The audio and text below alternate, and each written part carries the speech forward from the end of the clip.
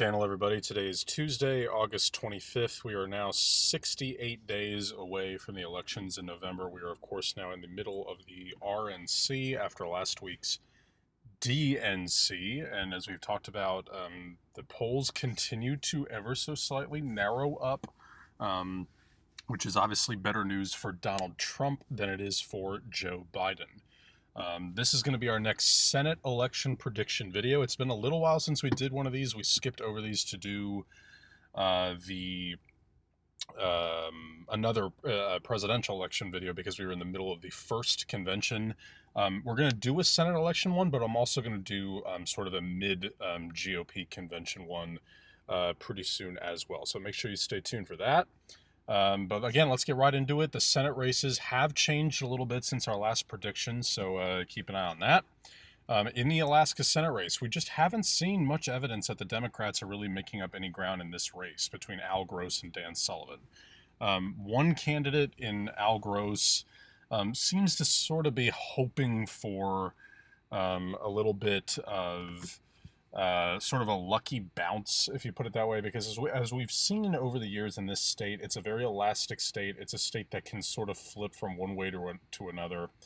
And I think that, I think that what we're seeing is that the Republican Party, by and large, is getting another glimpse of just how unpopular Donald Trump is, by and large, because he is outperforming the Republican senatorial candidate in the state, and that is very rare.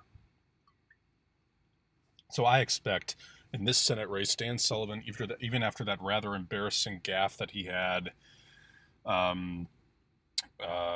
where he posted a photo of himself standing with Elijah Cummings while trying to make a tribute post to the late John Lewis, that doesn't appear to have affected him. So I'm going to label this, whoops, we don't have the various colors here.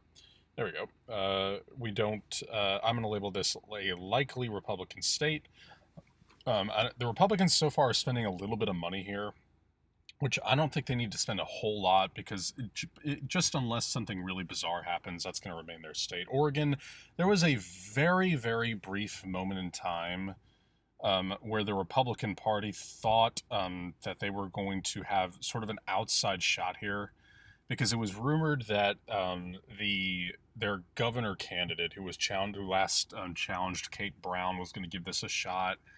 But that didn't pan out, and even then I wouldn't really expect the Oregonian Republican Party to actually have a chance here, and this time especially considering it's a QAnon, whatever you call it, conspiracy theorist, any hope the Republican had to begin with there is gone. Idaho, again, we've mentioned many times how this is a state to keep a little bit of an eye on in terms of some long-term evaluators, but right now it's a pretty safe Republican retention. Again, as you can already see, the majority of the U.S. Senate is up this election, whereas the majority of the gubernatorial races were up last time around.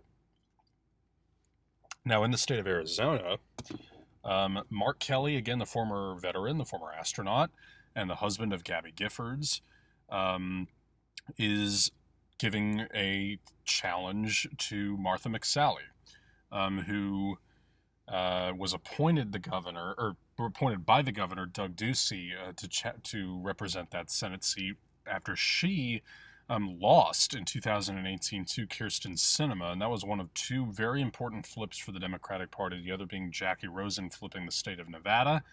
The Republicans, of course, managed to flip North Dakota, Indiana, Missouri, and Florida. So in Arizona, what you have to remember is that, so far, between 2016 and 2020, basically all signs have pointed towards a Democratic flip here on both the presidential level and on the senatorial level. Remember, Donald Trump only won this state with a plurality of the vote and less than 5% of the vote. Hillary Clinton got around 45%. Donald Trump got a little over 48%. Doug Ducey was able to easily win his reelection. But beginning in 2018, the Democrats began to point to that Senate race.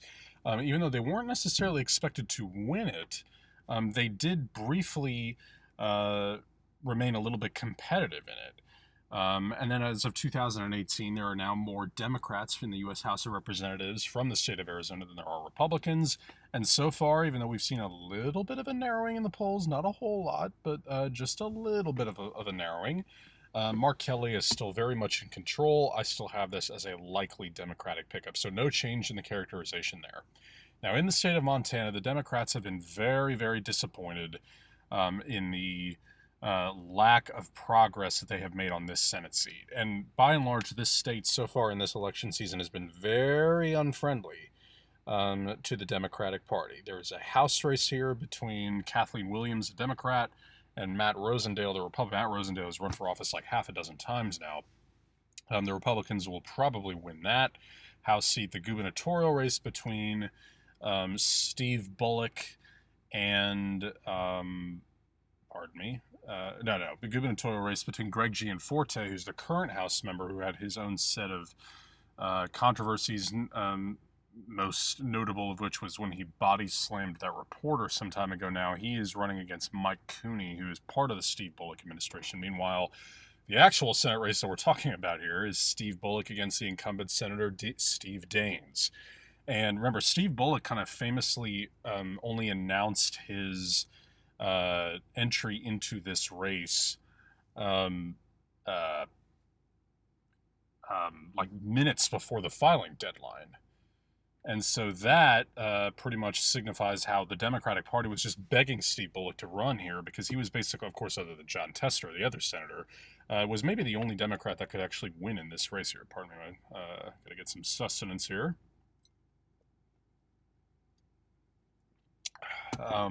Meanwhile, the presidential race is also not very close at all between Donald Trump and Joe Biden here as well. So right now, Steve Bullock is down to Steve Daines, and that's disappointing for the Democratic Party and very encouraging for the GOP, because when Bullock got started, he won the first three polls, the first of which by 7%, okay, 46% to 39, and that was concerning for Steve Daines, that in the initial first poll, he didn't even crack 40%, which is bad. So for the Democratic Party, this was originally thought of as one of their big realignment states, potentially on the Senate level, but that just hasn't worked out for them. And so right now, I'm, for the first time, going to label this lean Republican. I've usually been labeled for, let's see, a couple months ago, I had this still as tilt Democrat, then I had it as tilt Republican. Right now, I have it for the first time as lean Republican. Wyoming, I don't even think the Democrats have a candidate there, and it's a good thing they don't. That'd be a waste of money. The Republicans probably shouldn't even spend $1 here as well. Now, in the state of Colorado, this remains probably the safest or the most likely pickup opportunity for the Democrats. John Hickenlooper basically is routing Cory Gardner right now. There was a moment in time where it looked like Gardner was making up ground, but it was on only one poll where he lost by 6 points, and there was a poll that came out just today that had him down by 9 points, so there's no real trend developing. Gardner has voted with the Trump administration at over 90% of the time, and when you're dealing with a rather unpopular president, that's generally how that's going to go. And so, that combined with a very popular Democratic candidate in John Hickenlooper pretty much solidifies that the Democrats are in good position here. Remember, they managed to replace Hickenlooper with a Democrat, Jared Polis, which speaks to Hickenlooper's genuine popularity. So here, I'm not going to label it safe just because of the incumbency advantage, and I believe it is now 3 straight polls in which Gardner hasn't lost by 10%. So just out of respect to Cory Gardner, and as someone who is rather, it was kind of more or less resilient, if you will, I'm going to make that a likely characterization and not safe. Whereas in New Mexico, that's safe. Ben Ray Lujan, the representative, is running for this open Senate seat here. I believe it's Tom Udall, who is retiring. So the Democrats should really have no problem retaining this Senate seat. Meanwhile, the Republican Party is strangely actually spending money in this state on the presidential level, which makes very little sense to me. I know that there are still some models, and I believe 538 actually still characterizes New Mexico as a swing state. It isn't. Okay, it isn't. The last time it went Republican was in 2004. by a very small margin. Since then, it's just gone further and further to the left. It was, there was a very moderate Republican governor up until 2018, and even she, or well, even that governor was defeated. I said she because the new governor was Michelle Lujan Grisham. So even a very moderate governor ended up losing there. So New Mexico is going to be safe. South Dakota, we've talked many times about how this is the safest and one of the safest state for the Republicans now, but it is the Democratic Party in the state of South Dakota is famous for what they do. The state party there is famously one of the best state parties out of any political party. Many Republican consultants have actually have spoken about this and have heralded what that party does up there. Remember, they had Tim Johnson elected there for many years. The Democrats recently in the gubernatorial election here against Kristi Noem, the Republican governor of South Dakota, got over 47% of the vote here as well. So the Democrats do plenty of good work here. But right now, Mike Rounds is in no danger of losing, and neither is Ben Sasse. Now, in Kansas, the Democratic Party for a long time thought that the only chance they actually really had to win this seat was in the event that that Chris Kobach ended up winning the GOP primary. And that's basically done now. The Democrats still think they have a chance at Roger Marshall, and there are some, signs that I think should leave the Republicans at least moderately scared, in that, some of the first polls between Roger Marshall and their former Republican Barbara Bollier had Marshall up by less than 5 points, some of them even by just 1 or 2 points.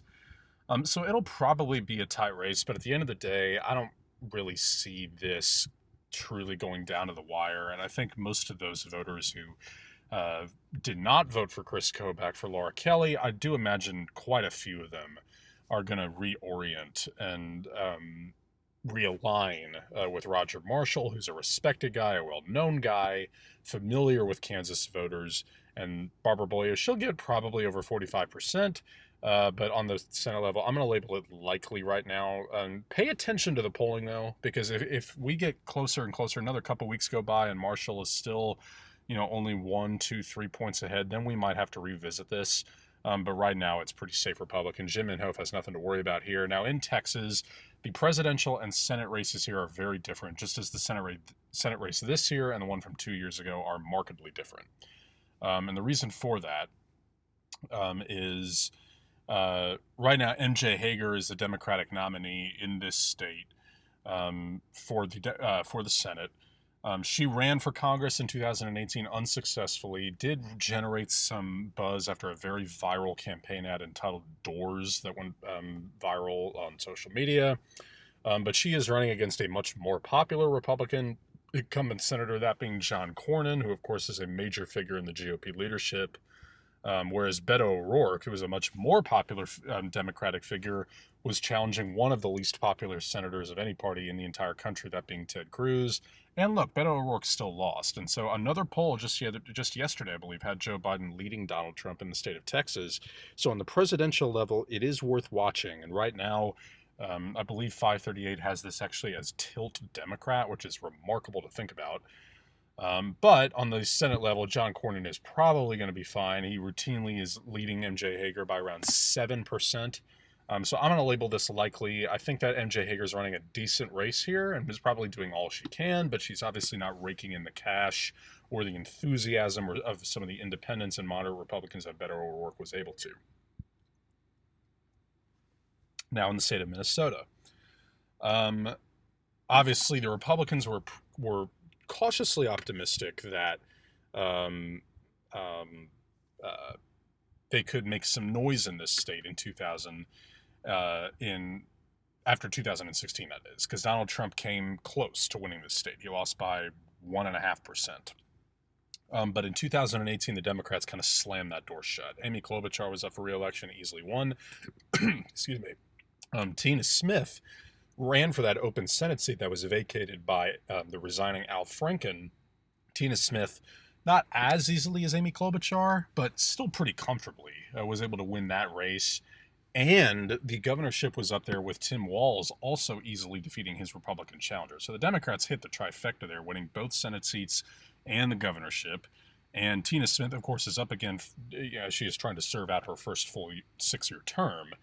And right now, there's no reason to believe that she is not going to prevail in that race. So right now, I'm actually going to label this safe. I know some prognosticators label it likely, but I have it safe. Now in Iowa, this is a very interesting one. There is so much in this state, in that there's so many mixed signals. There are so many sort of contradictory, back and forth things about this state.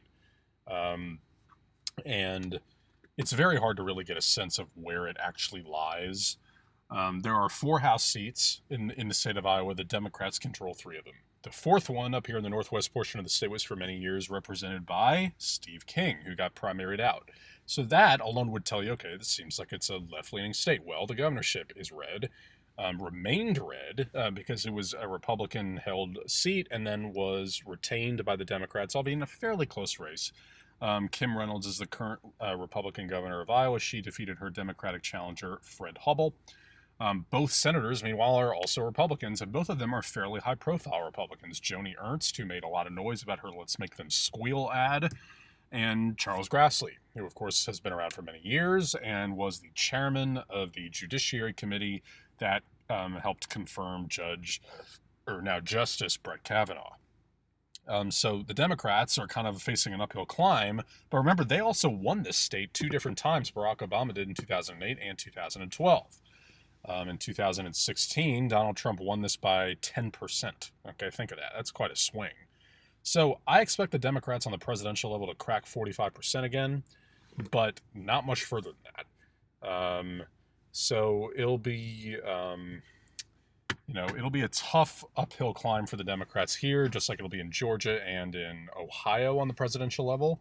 But right now, Teresa Greenfield is running a good race against Joni Ernst. She's outraising her, and she consistently leads by about 2 and 3 points each poll.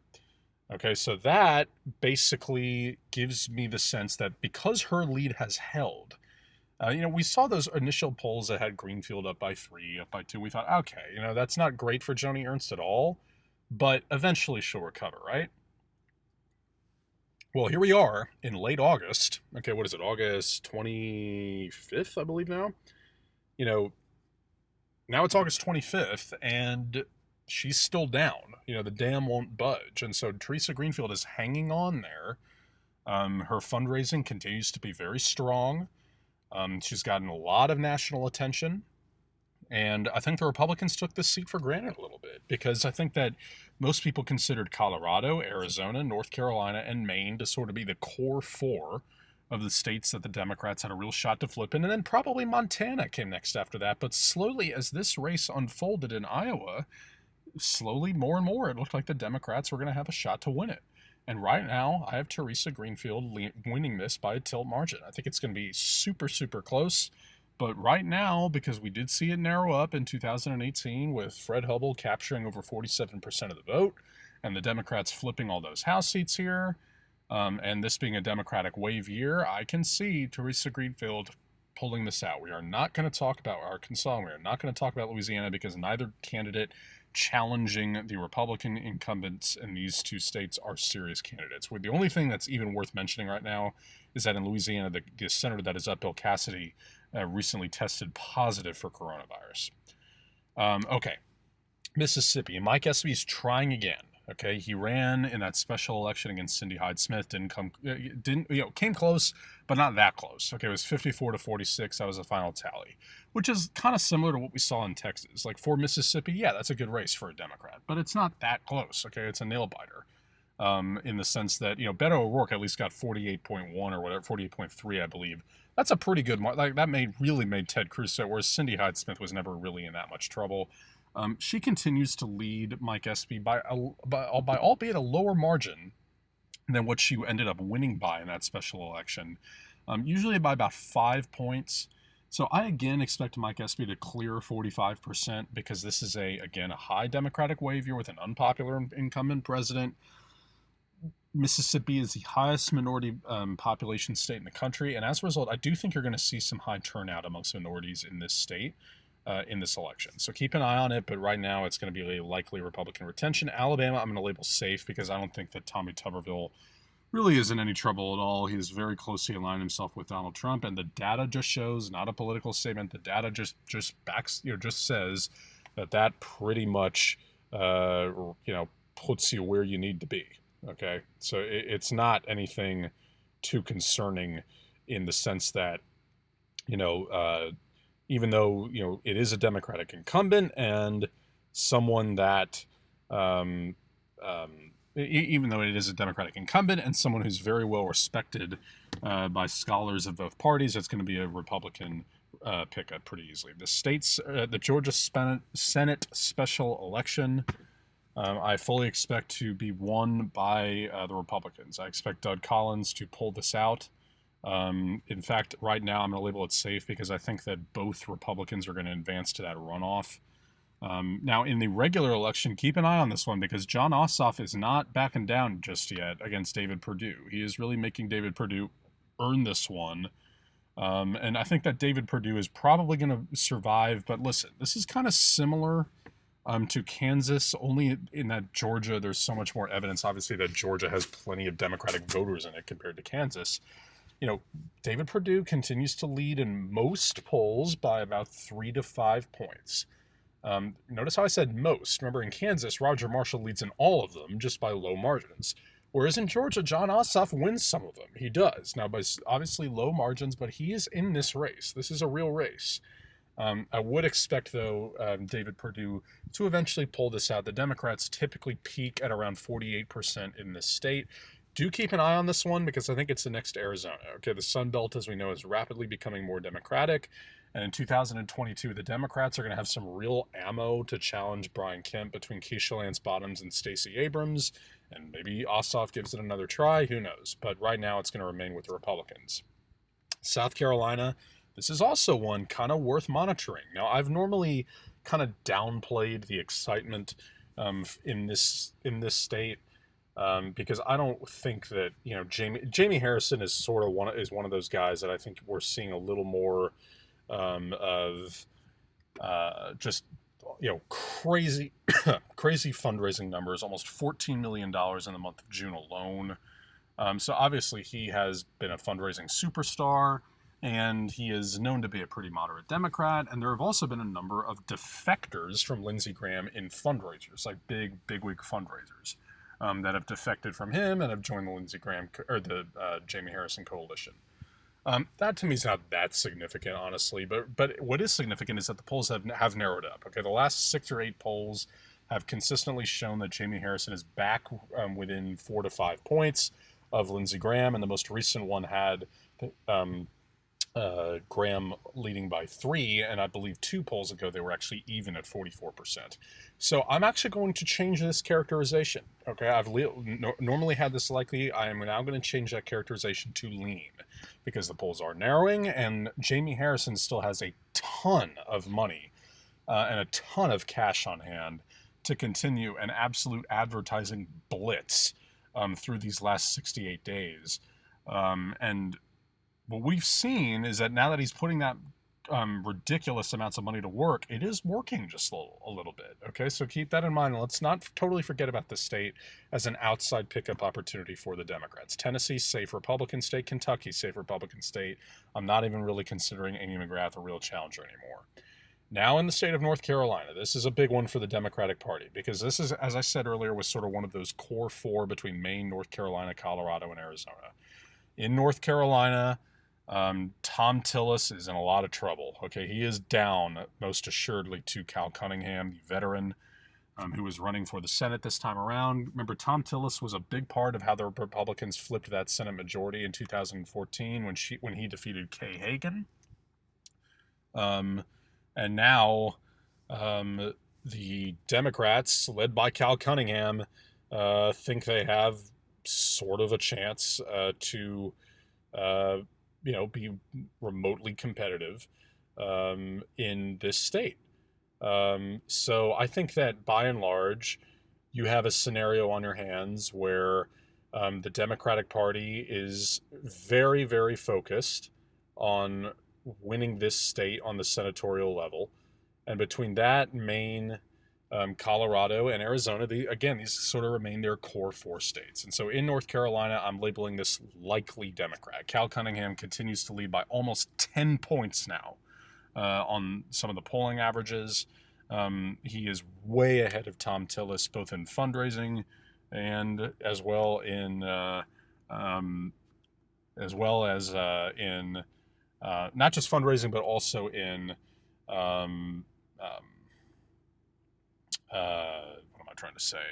In polling as well. So by and large, this is going to remain a Republican retention or Democratic pickup. I'm sorry, I keep misspeaking on this state. A Democratic pickup at long last. So right now I have the Democrats flipping 4 seats between North Carolina, Iowa, Colorado, and Arizona. Now in Virginia, this is going to remain a safe Democratic state. West Virginia, safe Republican state.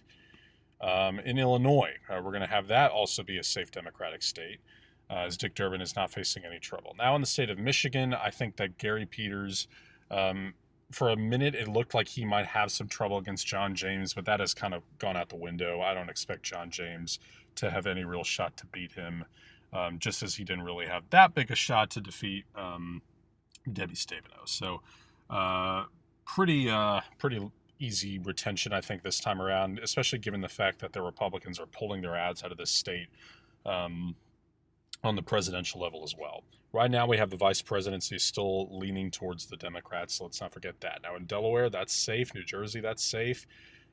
Tom Carper, Cory Gardner, Jack Reed, and we still believe it's going to be Ed Markey, but don't forget about it because Joe Kennedy is still trying hard to primary out Ed Markey. In New Hampshire, this is disappointing for the Republicans that they weren't able to get themselves a notable candidate, because if they did, they would have a shot at that seat.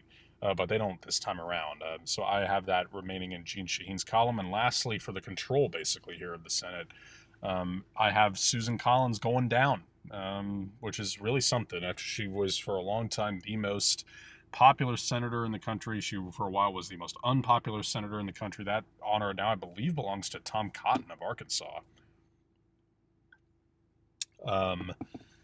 And so now, for the Democratic Party, I think that's Sarah Gideon, the Democratic Speaker of the House, by and large, is going to end up winning this race. I'm going to label this as a likely Democrat. You know what? I'm going to leave it as a lane. So there you go. Pickups for the Democrats in Maine, North Carolina, Iowa, Colorado, and Arizona, leaving them at an overall majority of 51. So that means they have the Senate regardless of the outcome of the presidential election, and the Republicans with a flip in Alabama.